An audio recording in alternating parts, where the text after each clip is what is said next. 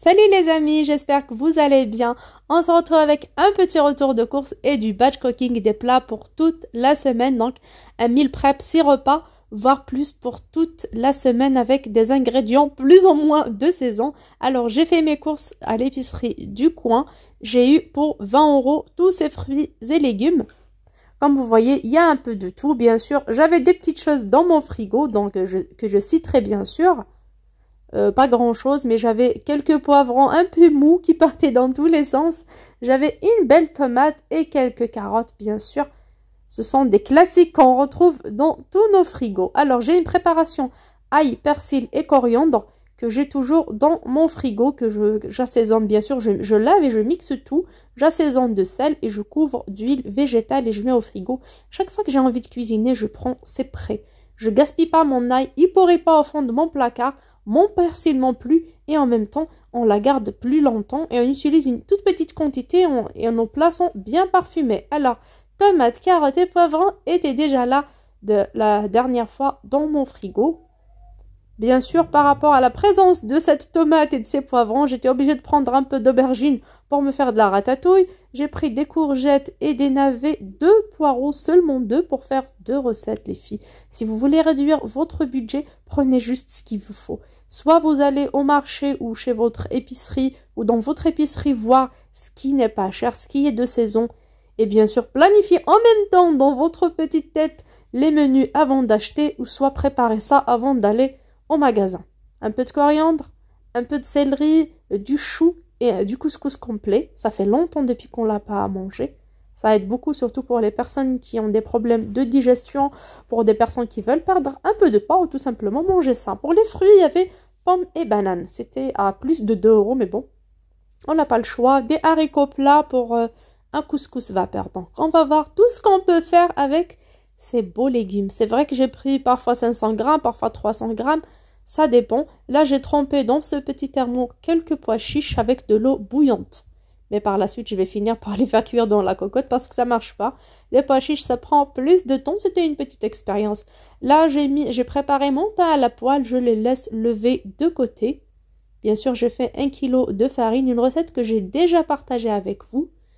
Il y a pas mal de personnes qui l'ont testée à la réussite du premier coup. Là, je vais commencer par éplucher, laver et couper tous ces légumes, les amis. Bien sûr, tout en écrivant la liste de mes repas.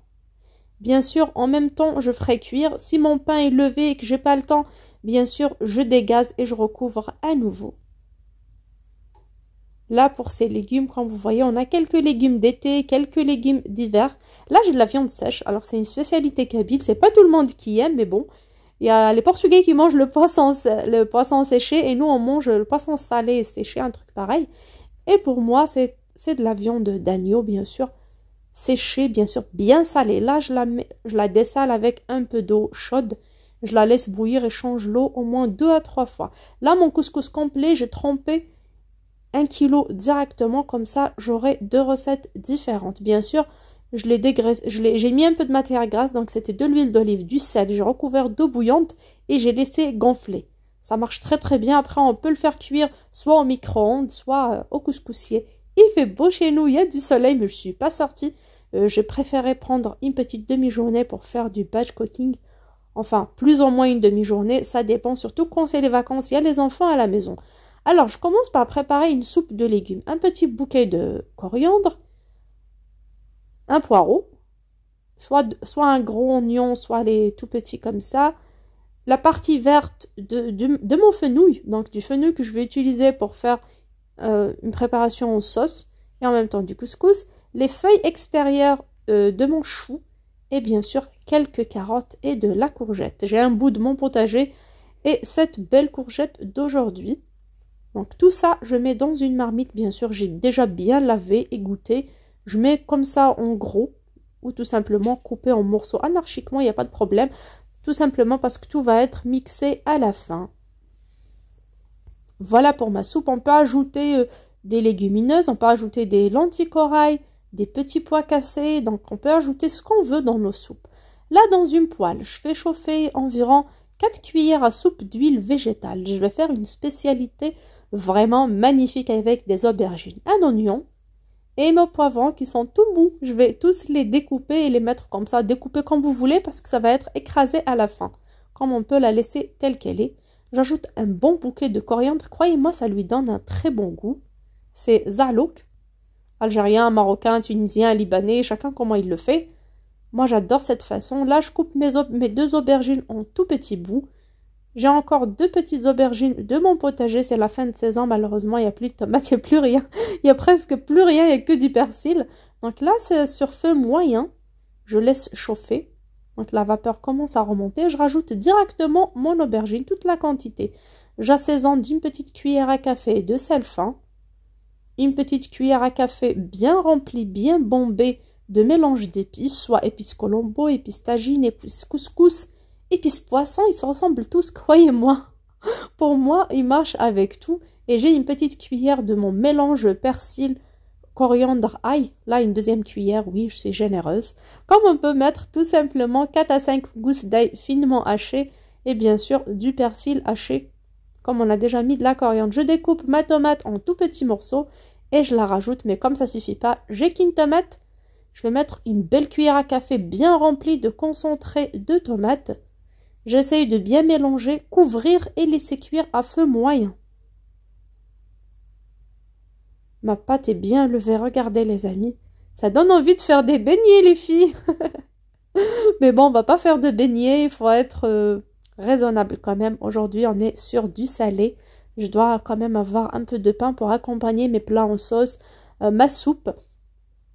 Voilà pour ce qui est de ma ratatouille. Elle commence à cuire. En même temps, je remue de temps à autre, comme il n'y a pas beaucoup de jus. Le feu est moyen. Là, pour ma soupe, j'ai tout mis dans une marmite. J'assaisonne avec une demi-cuillère à soupe de sel. Comme on peut. Et une demi-cuillère à soupe de mélange d'épices.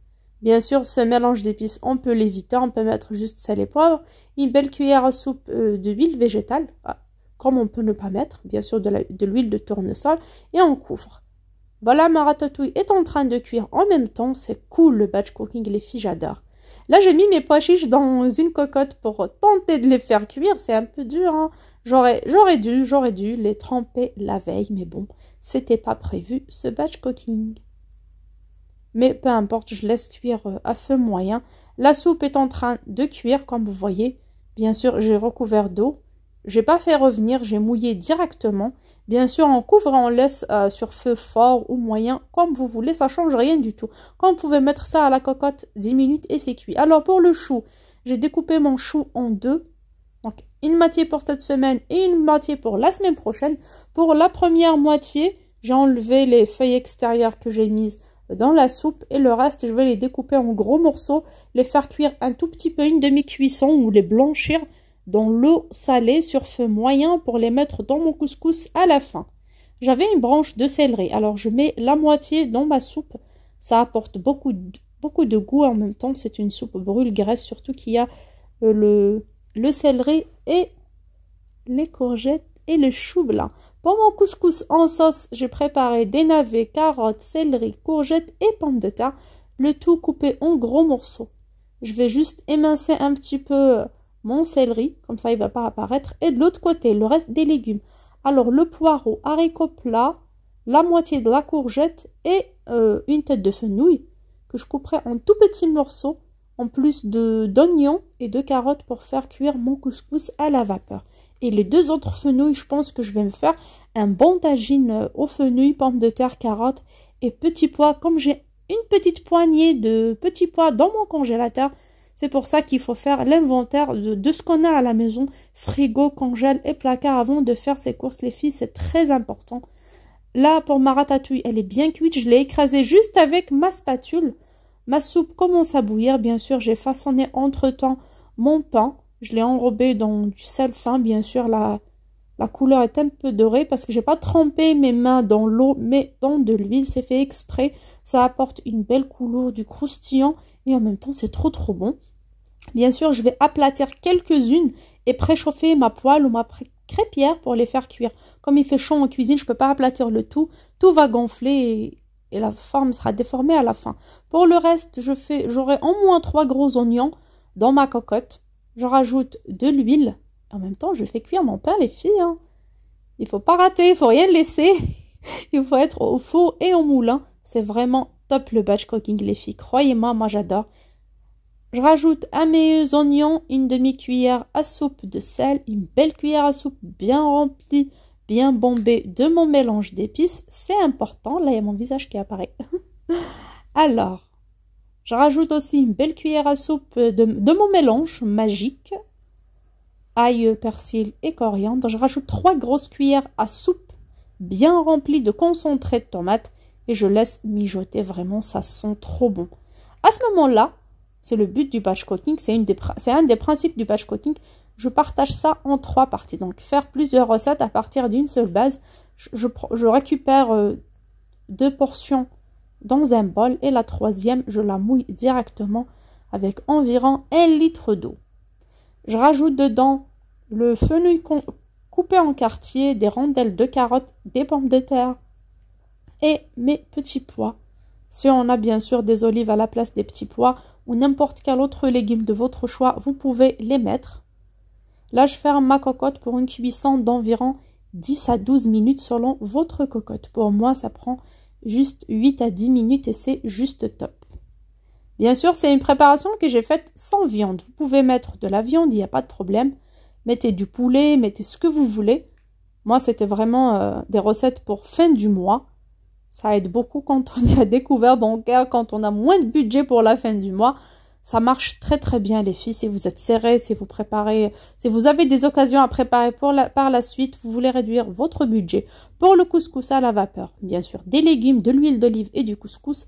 J'ai découpé tous mes légumes, même la partie verte des poireaux. Bien sûr, il faut bien laver entre les feuilles du poireau. Là, j'ai tout coupé en tout petits morceaux et je vais faire cuire ça à la vapeur. Bien sûr, juste avec du sel. Une fois mon couscous cuit, mes légumes cuits, je mélange les deux. Soit j'ajoute, bien sûr, tout chaud, j'ajoute soit du beurre, soit de l'huile d'olive. Et on peut accompagner ça avec des oignons, avec des piments. Peu importe, avec une viande grillée si vous aimez. Sinon, pour nous, ça suffit comme ça. Alors, pour mon tagine de fenouil, petits pois, carottes et pommes de terre, il est prêt. Alors, la sauce est un peu légère, mais quand même, elle est bonne.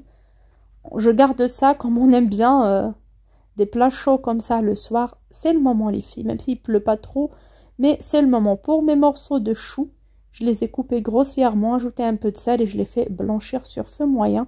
Je préchauffe aussi de l'eau pour faire cuire mon couscous. Ma soupe est déjà prête, les filles, comme vous voyez.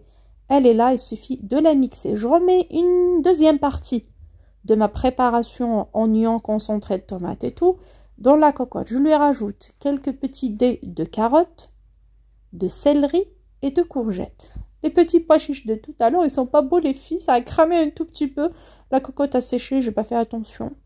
J'étais prise, vous savez, les vacances avec les enfants à la maison parfois. Mais c'est pas méchant, je vous montre tout, hein. Alors, je vais mouiller, je vais pas faire revenir parce qu'on a déjà fait revenir au départ les oignons et le concentré de tomate.